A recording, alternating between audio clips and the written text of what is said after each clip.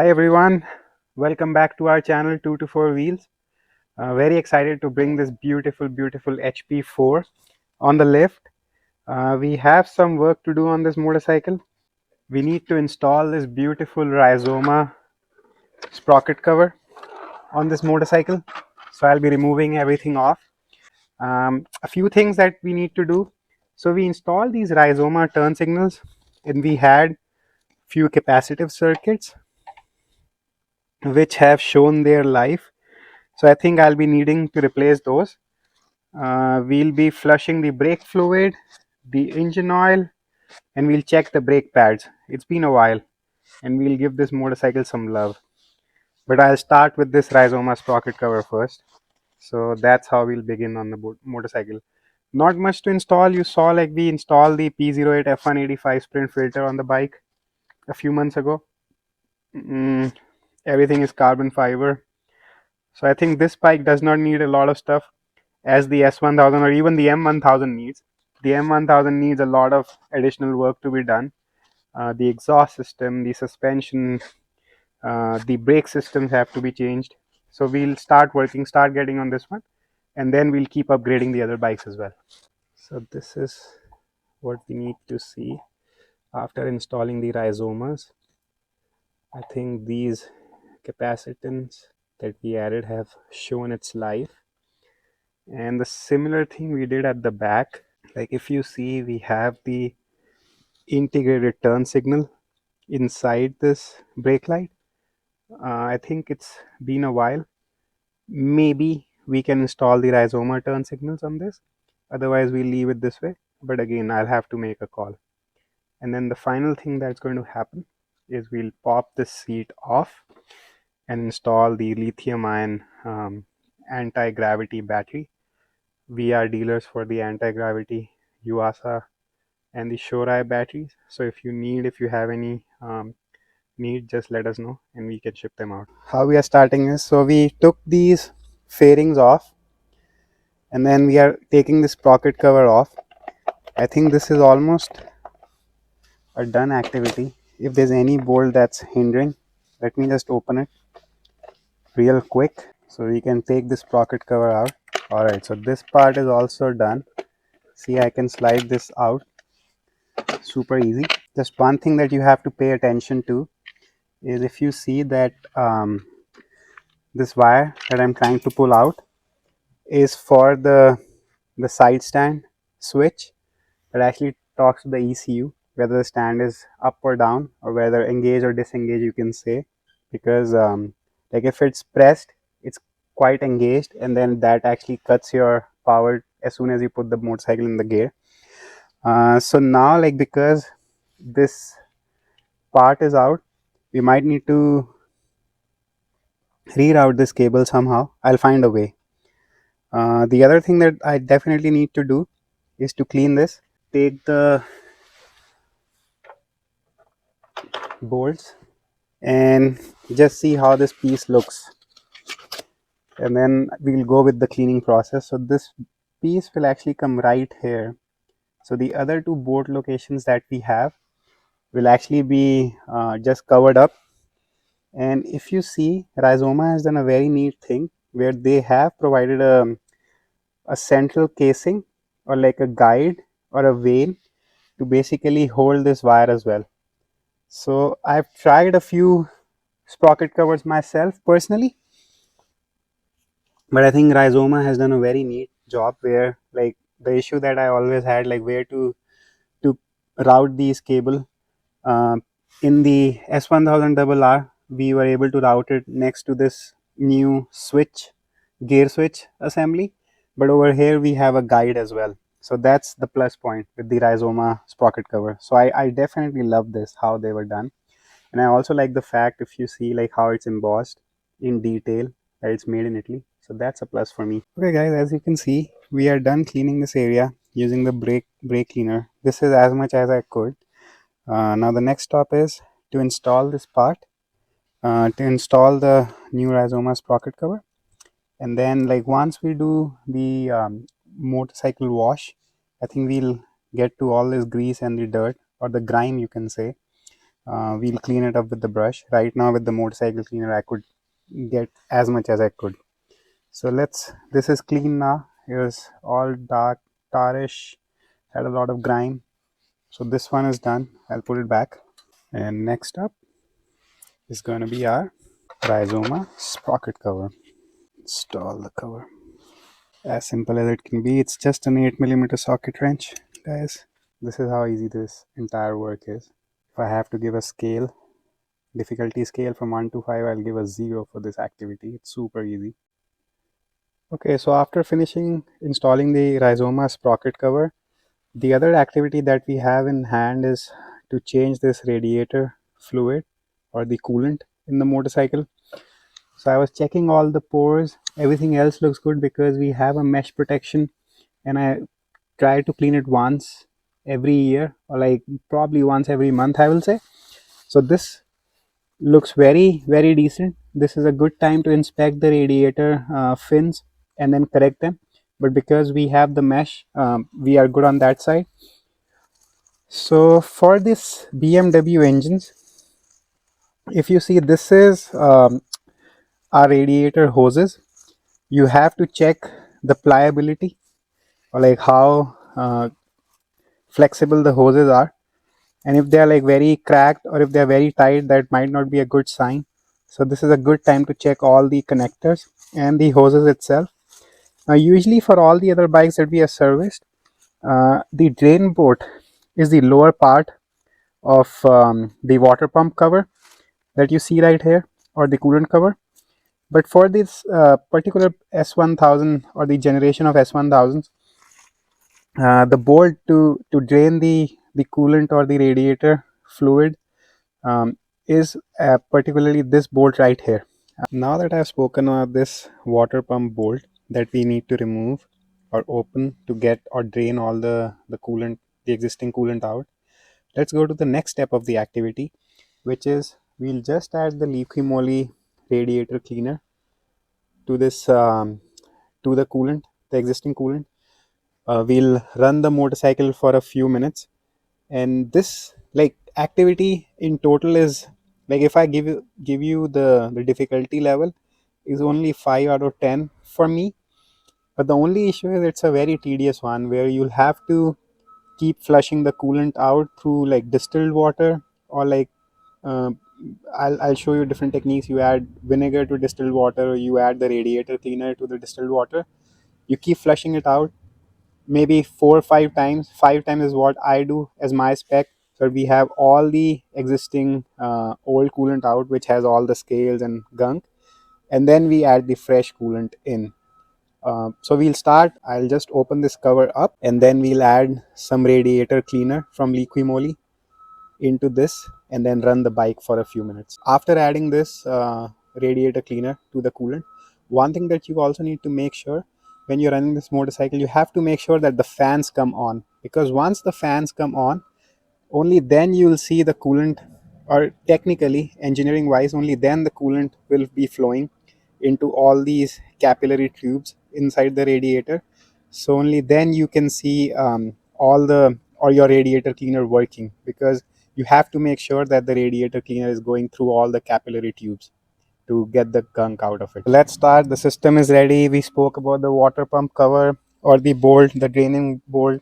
We spoke about how to add the radiator cleaner, and then next will be like a lesson to how to drain. So let's just open this up.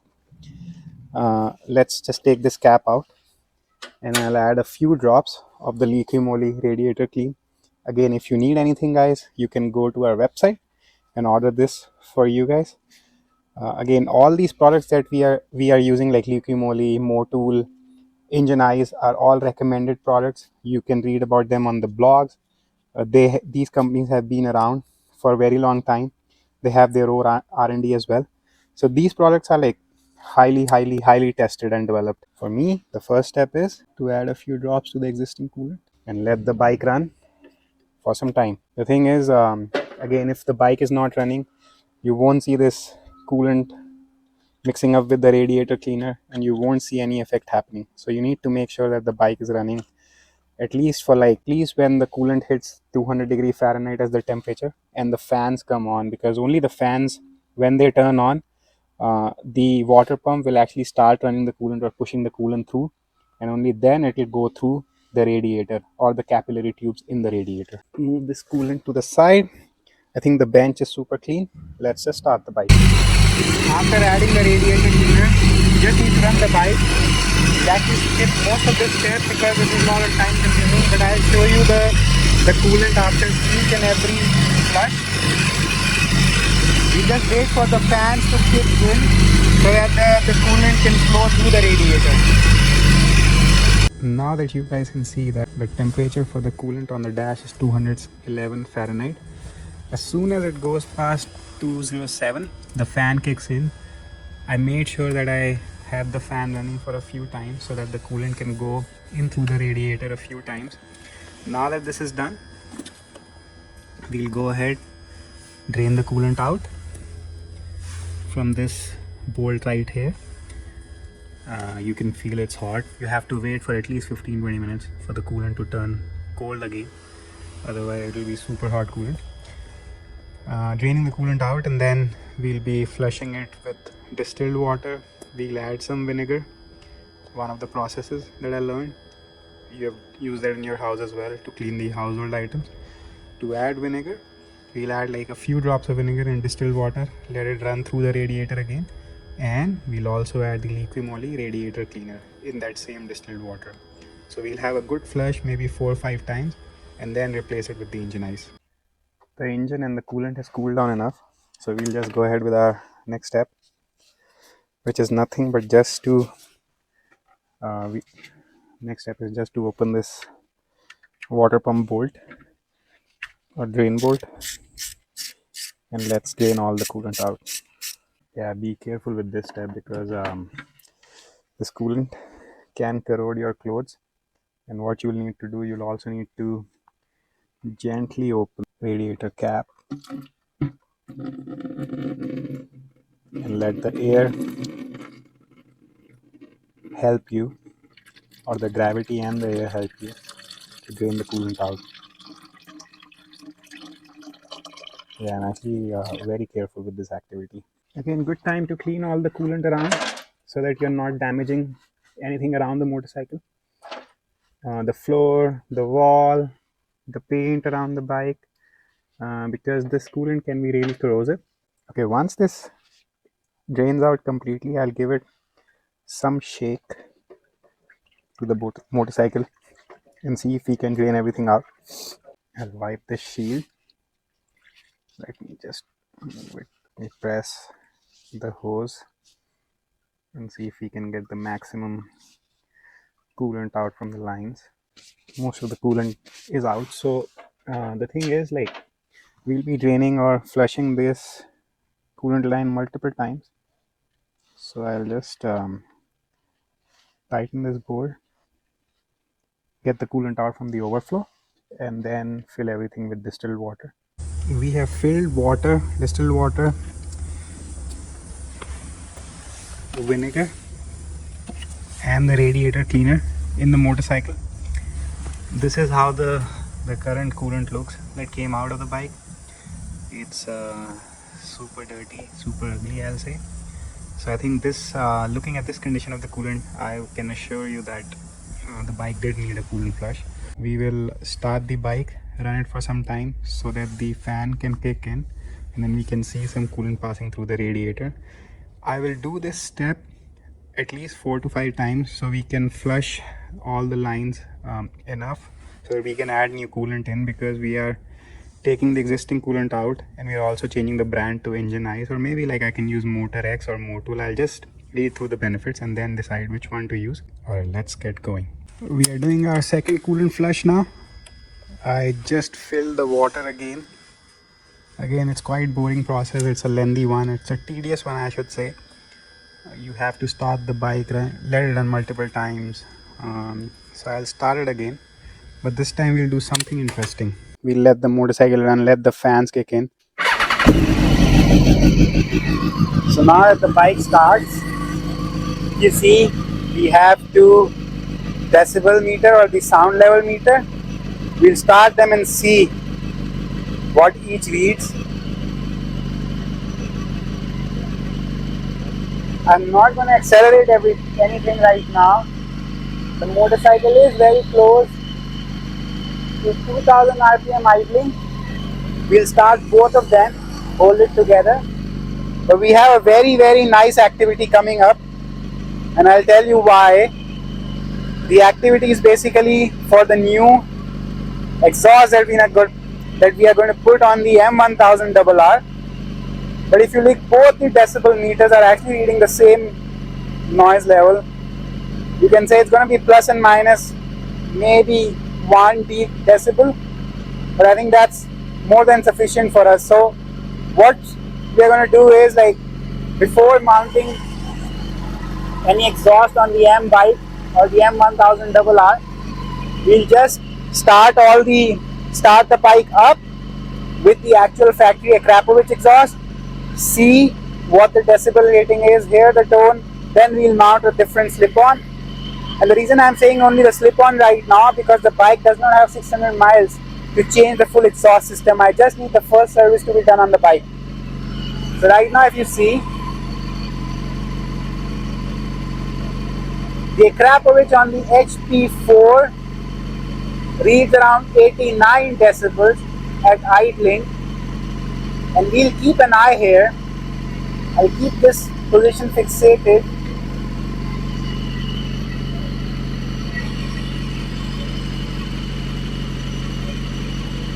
and then throttle it up.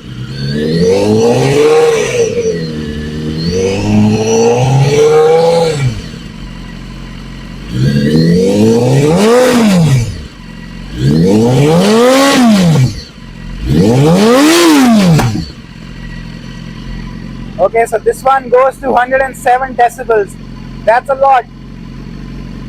The exhaust that we are getting for the M1000 can go to 110 decibels, but we'll still keep on trying different exhausts and compare the tones. So nothing super spectacular right now. Like idling, it's around 89 decibels, which is normal human ear range, where your ears cannot get damaged. We'll let it run for a while, let the fans run, let the coolant go through the capillaries, and then we'll do another flush.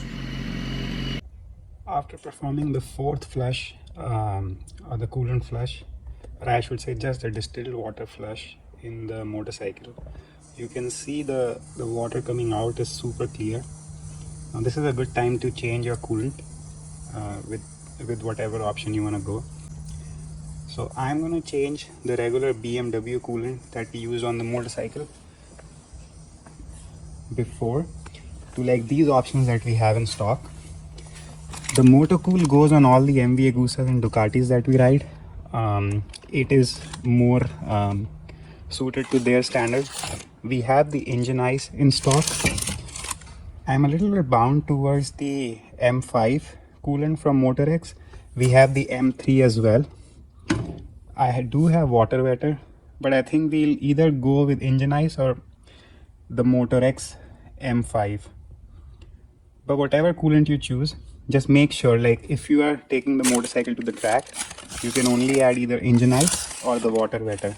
For us, the HP4 is not a track focused bike, that is the S1000RR. So for that, we always use the engine ice. I've never used the water wetter before. Now there's another reason why we are moving to Motocool. So we use the green BMW coolant for, like, I think the motorcycle has been with me for the last 9 years almost, or maybe 8 to 9 years, and it was always using the BMW green coolant, which is also used in the cars. But I think the requirement for a motorcycle engine, the compression ratio is different than the car. So we just wanted to try the Motocool, which has been suggested by the Italian manufacturers. I was again doubting, or I was like hesitant between the Motor X versus the Motul, but I think I just went ahead with Motul because we have used this on the other bikes. I can try Motor X on a different motorcycle. We'll see.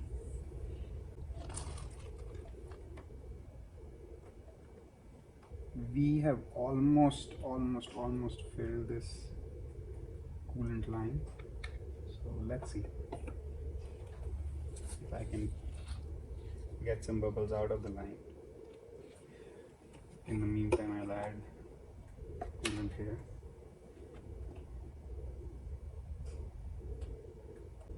In the overflow compartment. Check how much it takes. Add like a few more milliliters.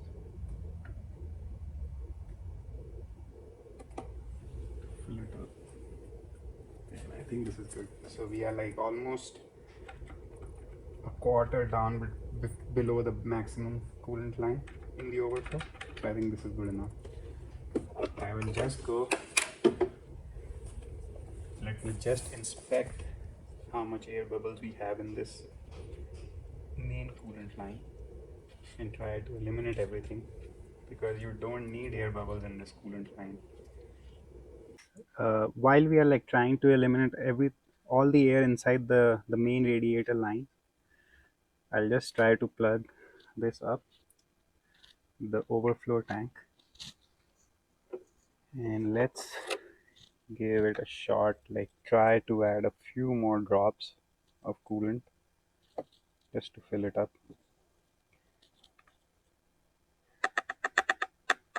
We are pretty close. I have already added like 1 quart, and we have almost finished the second quart as well, and I think this should be more than enough. Yeah, this last step is the one that needs slight more attention, because you just need to take each and every air bubble in the line out. Otherwise, you'll have those heat spots, which is not good for the engine. Because if you look at it this way, or in the engineering way, um, like the air is not a good conductor, or like not a good source of taking the heat out from a system.